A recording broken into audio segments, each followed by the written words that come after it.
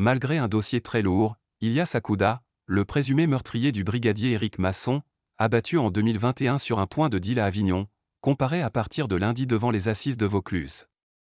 Son avocat, le ténor du barreau de Lille Franck Berton n'a pas souhaité s'exprimer en amont des débats qui doivent durer 2 semaines. Je ne vois pas comment il peut rester dans ce système de défense, confiait il y a quelques jours maître Sabine Gonimassu, avocate de la compagne d'Éric Masson, de ses filles et de Romain, son coéquipier le jour du drame. Je pense qu'il reconnaîtra, la culpabilité ne fait aucun doute.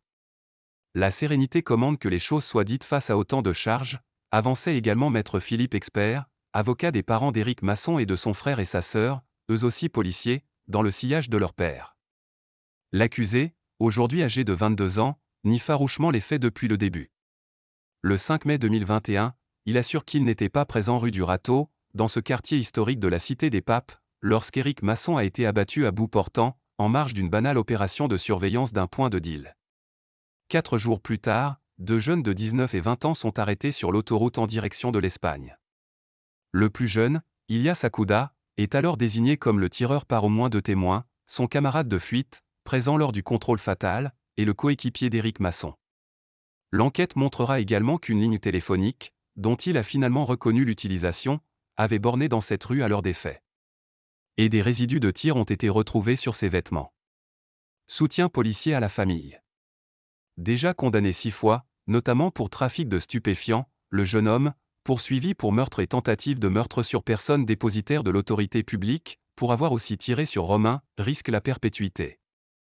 Le statut de policier d'Éric Masson est en effet une circonstance aggravante lorsque la qualité de la victime est apparente ou connue de l'auteur. Mais l'accusé savait-il, comme l'a conclu l'enquête, qu'il tirait sur un policier? Éric Masson portait-il son brassard à la main?